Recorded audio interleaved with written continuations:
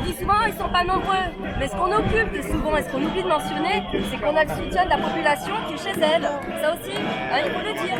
Elle est peut-être pas avec nous dans la rue, mais elle fait partie de cette catégorie des Français qui est quand même majoritaire, qui soutient le mouvement des Gilets jaunes. Alors, on a eu des gens qui nous applaudissent, des ovations, etc. Pareil, je voudrais revenir sur cet épisode qui a eu lieu samedi dernier et qui nous a tous beaucoup touchés. C'est ce policier, ce capitaine de police sur les Champs-Élysées qui a manifesté son soutien aux Gilets jaunes, d'ailleurs en disant qu'il était lui-même Gilet jaune, qui a pris d'énormes risques parce qu'il est toujours en activité et qui, je pense, comme beaucoup de policiers, là on arrive à un moment où ils sont usés, ils se rendent compte qu'ils sont utilisés par le gouvernement qui n'est pas capable d'apporter une réponse politique et qui utilise la police à des fins répressives.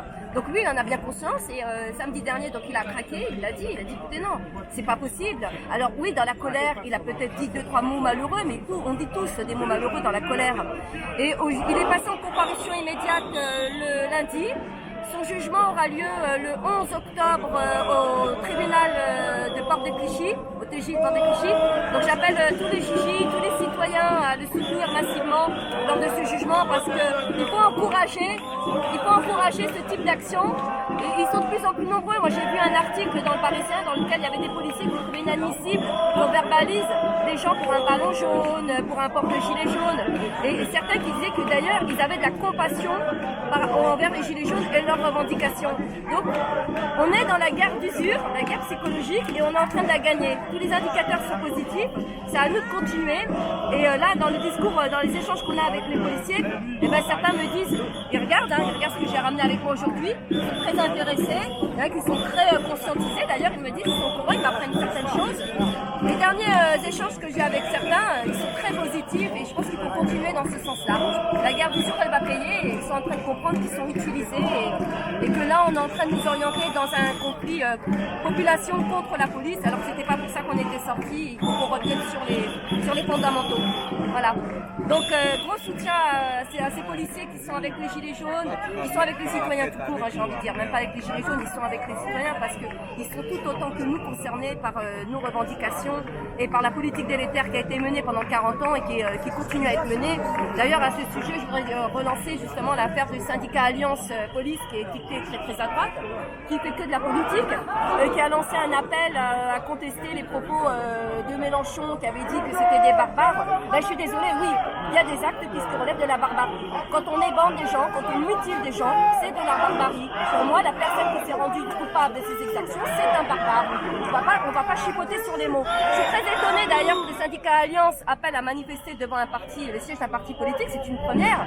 En revanche, à quel moment il a appelé à manifester massivement contre les conditions délétères que subissent les policiers qui en sont réduits à acheter leurs équipements, où on voit des locaux qui sont dans des conditions vraiment pitoyables, contre l'histoire des heures supplémentaires qui étaient jusqu'ici restées impayées, contre le comportement de ce médecin de police qui fait des attouchements sexuels. Moi, je ne les ai pas entendus, syndicat Alliance, appelé à manifester massivement.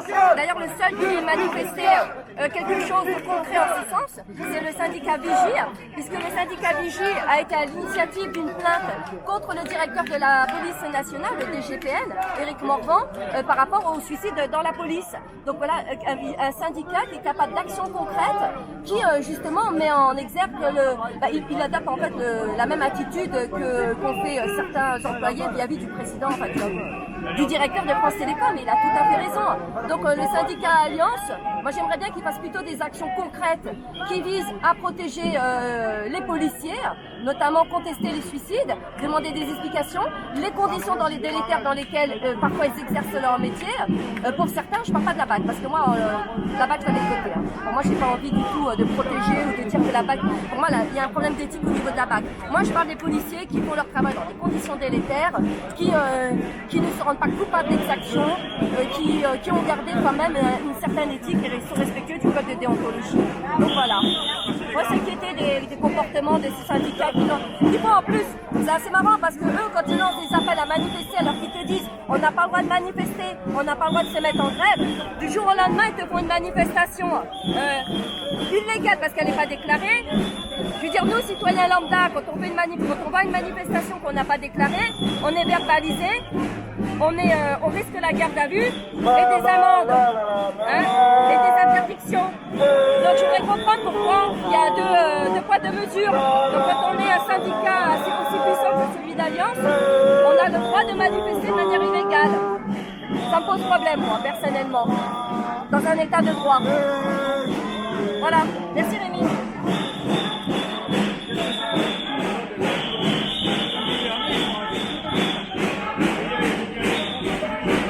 Oh les gilets jaunes! Quel est votre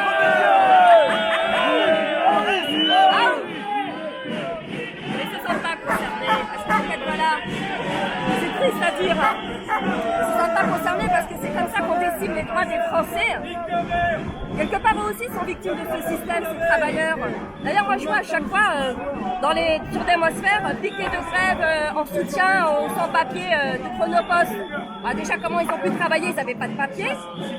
Mais est-ce que tout n'a pas été mis en place pour justement les faire venir, les faire rentrer dans le circuit du travail, même s'ils n'ont pas de papier, pour au fur et à mesure mettre en place des salaires à la baisse, les légaliser après,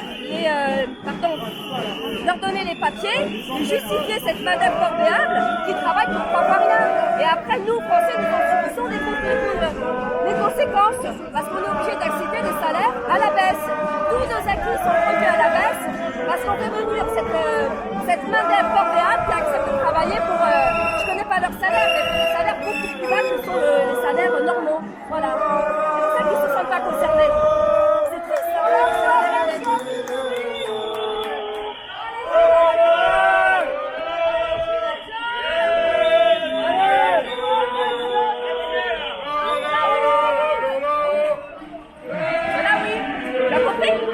la différence entre tous ces migrants qu'on fait venir et qu'on fait travailler pour même pas 5 € de l'heure. C'est grave. On est en train de mettre en place toute une main-d'œuvre parallèlement à celle qui est déjà en place pour détruire tout le système, tous nos acquis sociaux, ceux pour lesquels justement les Français se sont battus des années en arrière et pourquoi d'ailleurs toute la population française devrait être dehors. Moi je ne comprends pas qu'on puisse rester comme ça indifférent à la déstructuration des sociétés, des usines, à la destruction même du patrimoine français. C'est très grave. Tout à l'heure j'en parlais avec des policiers, je suis quand même assez contente de voir qu'ils sont sensibles à la situation malgré ce qu'on peut croire. Voilà, donc j'encourage tout le monde à continuer à discuter avec eux, contrairement à ce qui peut se dire. Non, ils sont sensibles, tous ne sont pas corrompus, même si c'est très difficile pour moi. Des fois, c'est très difficile de discuter avec eux. Mais je fais la distinction entre le policier qui est respectueux de l'éthique, qui a un comportement courtois, et il y en a, et les baqueux. Par contre, je suis désolée, moi les baqueux, je ne peux pas parce qu'à aucun moment, les baqueux ne sont capables de courtoisie. Déjà, ils adoptent le tutoiement, c'est d'office, et ils sont méprisants, ils sont à l'image de ce gouvernement, j'ai envie de te dire. Ils répondent plus à une milice privée qu'à une police. Je suis désolée. Il y a un vrai problème avec la MAC, il va falloir poser ça sur la table et en discuter. Alors peut-être pas tous les baqueux, mais moi je suis désolée. Jusqu'à présent dans les manifestations, tu as bien vu tout à l'heure, hein, dès qu'ils approchent, ça les énerve là, les manifestants. Tout de suite ils sont sur la défensive, tout de suite on a des slogans hostiles, alors que les policiers qui sont là depuis le début de la manifestation, il n'y a pas eu de slogan hostile à leur encontre. Donc tout le monde a bien compris d'où venait le problème. Le problème vient de cette milice, et notamment des baqueux et des voltigeurs. Ils sont là pour perturber le cours pacifique des manifestations et même, j'ai envie de te dire, nous engendrer la violence. Voilà.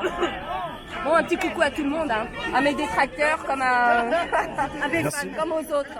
Mais c'est bien d'avoir des détracteurs, pourvu que ce soit constructif. Hein. Quand c'est constructif, c'est bien.